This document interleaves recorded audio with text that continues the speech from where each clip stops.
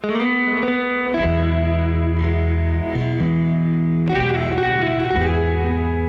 damos la bienvenida a las predicaciones del legado del reverendo Rolando Gutiérrez Cortés. Esperamos que sea de bendición e inspiración para tu vida. Lucas 24, del 36 al 49, dice así: mientras ellos aún hablaban de estas cosas, Jesús se puso en medio de ellos y les dijo: paz a vosotros. Entonces, espantados y atemorizados, pensaban que veían espíritu, pero él les dijo: ¿por qué estáis turbados? Y vienen a vuestro corazón estos pensamientos. Mirad mis manos y mis pies, que yo mismo soy. Palpad y ved. Porque un espíritu no tiene carne ni huesos, como veis que yo tengo. Y diciendo esto, les mostró las manos y los pies. Y como todavía ellos, de gozo, no lo creían y estaban maravillados, les dijo: ¿tenéis aquí algo de comer? Entonces le dieron parte de un pez asado y un panal de miel. Eso no se le da a un fantasma, ¿no? Y él lo tomó y comió delante de ellos. Y les dijo: estas son las palabras que os hablé, estando aún con vosotros, que era necesario que se cumpliese todo lo que está escrito de mí en la ley de Moisés, en los profetas y en los salmos. Entonces les abrió el entendimiento para que comprendiesen las escrituras y les dijo: así está escrito. Y así fue necesario que el Cristo padeciese y resucitase de los muertos al tercer día, y que se predicase en su nombre el arrepentimiento y el perdón de pecados en todas las naciones, comenzando desde Jerusalén. Y vosotros sois testigos de estas cosas. Vosotros sois testigos de estas cosas. He aquí, yo enviaré la promesa de mi Padre sobre vosotros, pero quedaos vosotros en la ciudad de Jerusalén hasta que seáis investidos del poder desde lo alto. Centrando nuestra atención en esta noche, cuando Jesús sigue apareciéndose resucitado, de tal manera que logra hacerse patente en medio de los discípulos, y no solamente afecta sus sentidos, sino que logra hacer que su predicación sea un testimonio de lo que habían visto, de lo que habían oído, de lo que habían palpado con sus manos tocante a este verbo de vida que se había manifestado a ellos. Aquí estamos prácticamente en el aposento alto, están los 11 orando y están hablando acerca de lo que había pasado. Este pasaje apunta a una realidad, la realidad de la resurrección. La resurrección es una cosa, algo tangible que ellos podían verificar. No se trataba de un sueño, aunque Dios nos hable por medio de sueños. No se trataba de fantasmas, aunque hubo una ocasión cuando Jesús fue confundido con un fantasma cuando iba caminando sobre la mar, y los apóstoles creyeron que podría haber sido un fantasma, aunque resultó que siempre no fue. Pero acá, ni sueños ni fantasmas. Tampoco se trataba de alucinaciones, porque se pueden dar, especialmente en las experiencias religiosas, alucinaciones. ¿Y qué peligroso es eso? Porque una cosa es la que Dios se manifiesta y otra cosa son las alucinaciones. Mi pastor era bastante severo en sus críticas. Y cuando alguna vez le conté yo de una hermana que le daba por ver demonios por todos lados y que en cierta ocasión comenzó a decirnos una serie de cosas un poco extrañas, me dijo con la mayor frescura de la vida: esta se comió algún nacatamal. Y es que es un tamal oaxaqueño que seguro le había hecho daño, según él. Y de esta manera él cortaba de tajo estas supercherías, no negando con ello que Dios no puede hablar por sueños, que Dios no puede hablar por visiones, pero esto hay que tomarlo muy en serio, porque a veces nosotros queremos ser dados a cierto tipo de superstición. Aquí estamos con Jesús resucitado. Apunta a una realidad, ni sueños, ni fantasmas, ni alucinaciones. Justamente se trataba de una conquista que se había dado, de la muerte, porque el Señor de la vida había conquistado la muerte. Y aunque ellos lo habían visto crucificado, claramente supieron su descenso de la cruz, que había sido llevado a la tumba y que José de Arimatea le había prestado aquella tumba para que fuera enterrado, que supieron que habían guardias alrededor de ellos. Ahora había conquistado la muerte y estaba frente a ellos. Apunta a esta realidad de la resurrección. El muerto había resucitado, pero había conquistado la muerte con su resurrección. Por eso es que Pablo va a decir: ¿dónde está, oh sepulcro, tu victoria? ¿Dónde está, oh muerte, tu aguijón? Porque ha sido vencido el sepulcro y la muerte. Una realidad, la resurrección. Tan cierta, tan palpable, que Pablo va a llegar a decir que si Cristo no hubiera resucitado, lo que él estaba predicando era totalmente vano. Porque esa conquista de muerte era el antecedente de su predicación. Pero también apunta a otra realidad, la realidad de la cruz. Algo que nosotros cantamos también en nuestros himnos hoy por hoy. Cuando decimos: al Calvario solo Jesús ascendió, llevando pesada cruz. Y al morir en ella, al mortal dejó un fanal de gloriosa luz. La cruz solo me guiará. La cruz solo me guiará. Y al hogar de paz solo me guiará. Porque el Jesús que había muerto y que estaba resucitado, puesto entre ellos, invoca paz para ellos. No los llama a una sedición sobre ellos y dice: paz a vosotros. Entonces, vean los calificativos: espantados. Y no oculte el evangelista tampoco esta sensación: atemorizados, pensaban que veían espíritus, pero el espíritu de Jesús es. Jesús les habla, les hace oír su voz, penetra en sus oídos y les dice: ¿por qué estáis turbados?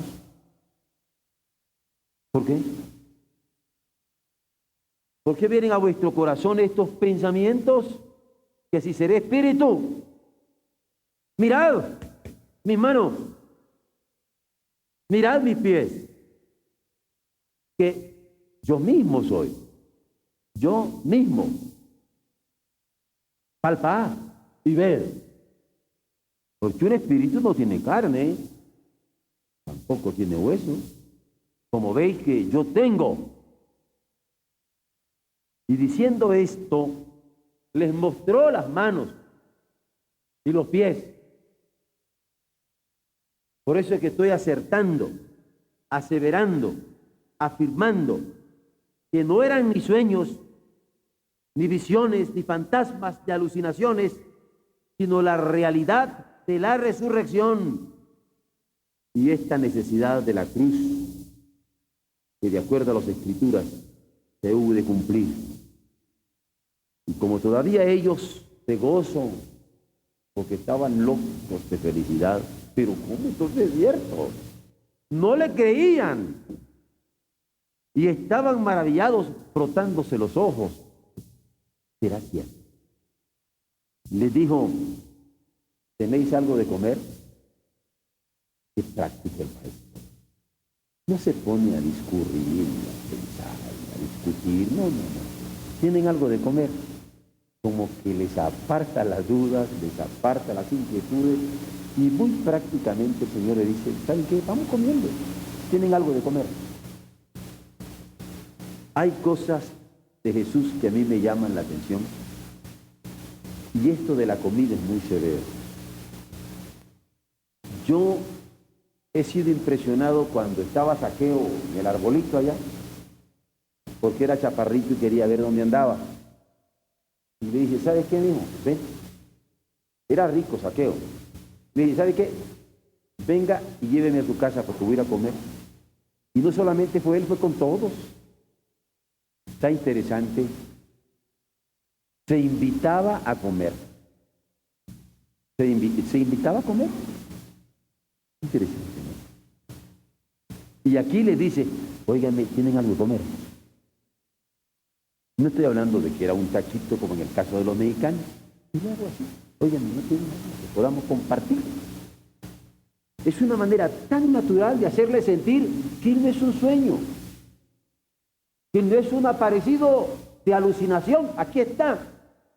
Y además de argumentarle a través de su presencia física, los reta diciendo: ¿tienen algo que comer aquí? Y se ve que los hermanos estaban muy preparaditos, porque dice que le dieron un pescadito asado y un panal de miel. Yo no sé si ustedes han comido la miel en panal, es muy sabrosa. Y el Señor fue atendido con este pescadito asado y este panal de miel. Y voy a leer la Biblia. Dice: y él lo tomó. Voy a leer la Biblia. Y comió. Y no escondidito, como para que no supieran que cómo comía un espíritu. No, ante ellos, dice: y él lo tomó y comió delante de ellos. Lo vieron comer. Comió allí donde estaban ellos. Y les dijo: estas son las palabras que os hablé, estando aún con vosotros, que era necesario, tiene la cruz, que se cumpliese todo lo que esté escrito de mí en la ley de Moisés, todo lo que esté escrito de mí en los profetas. El siervo sufriente claramente aparecía en sus mentes, y también todo lo que esté escrito de mí en los salmos, porque los salmos dan testimonio de que sería enviado de parte del Padre este Redentor para los hombres. Y de esta manera, porque este pasaje evangélico se apunta a la resurrección de Cristo y se apunta a la realidad de la cruz, que desde la ley, como cordero, en los profetas, como nacido de una virgen, o en los salmos, como el esperado, esta cruz habría de apuntarse también. Pero luego se apunta a otra realidad. Una realidad que en estos momentos los jóvenes tienen como una tarea también, por lo que acabo de escuchar y compartir con ellos esta tarde. Hay una urgencia de tarea.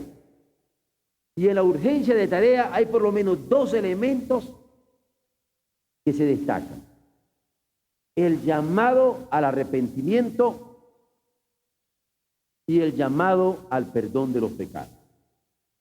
Como cuando yo, mirando a los ojos a uno de los jóvenes en esta tarde, le decía: ¿ha usted llorado por la ofensa que ha inferido a Dios? Porque el haber pecado contra Dios me lleva a llorar. ¿Podría usted recordar cuando lloró por la ofensa a Dios? Porque el llamado es arrepentimiento. Y es que si no os arrepintiereis, todos pereceréis igualmente, dice el apóstol Pedro. Y el arrepentimiento viene el antecedente para el perdón de los pecados. Y esto es lo que se va a dar acá. Porque les abrió el entendimiento. Estas expresiones me parecen figuras que son muy plásticas. Yo no sé cuántos de ustedes cocinan, pero cuando yo cocino pollo y está entero, y uno le mete el dedo pulgar en la parte de la pechuga y otra parte en la parte de la rabadilla, usted agarra el pollo y le hace así. ¿No es cierto? ¿Lo han visto eso, verdad? Yo siento que el Señor, cuando nos hace ver la importancia del arrepentimiento para el perdón de los pecados, nos agarra y nos abre el entendimiento. Les abrió el entendimiento. Les abrió el entendimiento. Véanlo. Porque a menos que se abre el entendimiento, no hay comprensión de las Escrituras. Y las Escrituras hablaban de la resurrección. Las Escrituras hablaban de la muerte. Las Escrituras hablaban del Cordero de Dios que habría de quitar el pecado del mundo. Las Escrituras hablaban de la urgencia del arrepentimiento y del perdón de los pecados. Y le dijo: así está escrito.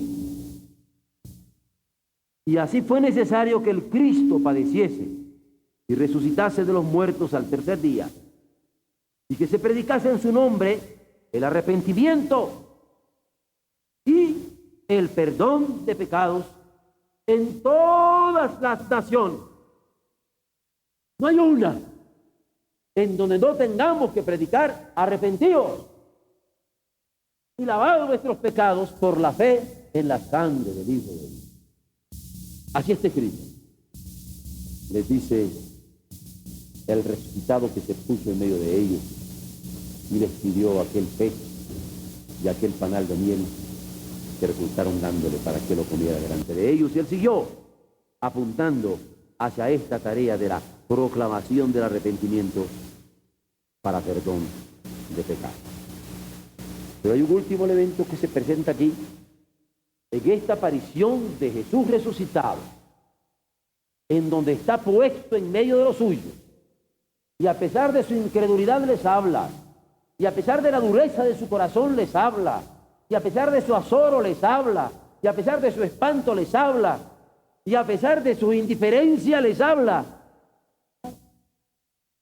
porque quiere abrirles el entendimiento para que comprendan la Escritura, de modo que tuvieran el secreto del poder. El secreto del poder. Véanlo en lo que sigue. Vosotros sois testigos de estas cosas. He aquí, yo enviaré la promesa de mi Padre. Es de Él, pero yo me encargaré de enviarla. Él como Padre y yo como Hijo. He aquí, yo os enviaré la promesa de mi Padre. Todos conocemos cuál es la promesa. ¿Cuál es? Del Espíritu Santo. Ellos tenían que entender, en tanto que resucitado Él, cumpliendo las Escrituras, dándoles todas las pruebas de la realidad de su presencia allí, más que nada, ellos tenían que entender, por encima y por debajo del arrepentimiento y el perdón de sus pecados, que Él iba a cumplir la promesa del Padre de darles al Espíritu Santo. He aquí, yo enviaré la promesa de mi Padre sobre vosotros. Pero quedaos Pero quedaos en la ciudad de Jerusalén hasta que seáis investidos de poder desde lo alto. ¿Y cuál era el secreto del poder? ¿Qué se lee? Quedaos. Hay tiempo de esperar a Dios. ¿Cuál era el secreto del poder? El quedaos. Hay tiempo de esperar en Dios. Se espera a Dios, se espera en Dios. Porque el Padre ha prometido y el Hijo claramente ha declarado que cumplirá esta promesa para ellos. Pero ¿cuál es el secreto? No solamente el tiempo de esperar a Dios, el tiempo de esperar en Dios, sino el tiempo que los jóvenes quieren conjugar ahora, de actuar con Dios. De actuar con Dios.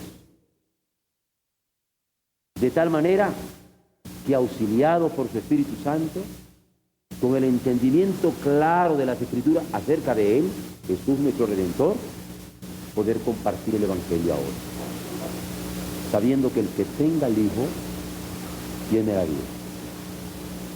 El que crea en el Hijo será salvo. Que si los pecados son como la grana, como la nieve, van a ser emblanquecidos. Y si son rojos como el carmesí, vendrán a ser como una lana blanca. Pero ciertamente tendrán redención por la sangre de Jesús, nuestro Señor, a través de su fe. Aquí tenemos entonces a Jesús apareciéndose a sus discípulos para que pudieran proclamar este Evangelio que les dice: id y predicad el Evangelio. Y les da un plan que todavía no ha tenido una alternativa. Predicar, bautizar y enseñar. Por eso predicamos, por eso bautizamos y por eso enseñamos, mostrando las cosas que Él nos ha mandado hasta que Él venga en gloria para llevarlo aquí. Tan sencillo, es un A, B, C. Plan sencillo, en donde nos ocupamos de proclamar, de bautizar y de enseñar lo que Dios nos ha dado en Jesucristo, nuestro Redentor. Esta es la aparición de Jesús para los suyos, sus discípulos, sus apóstoles. Que Él sea glorificado en medio nuestro en esta noche. Amén.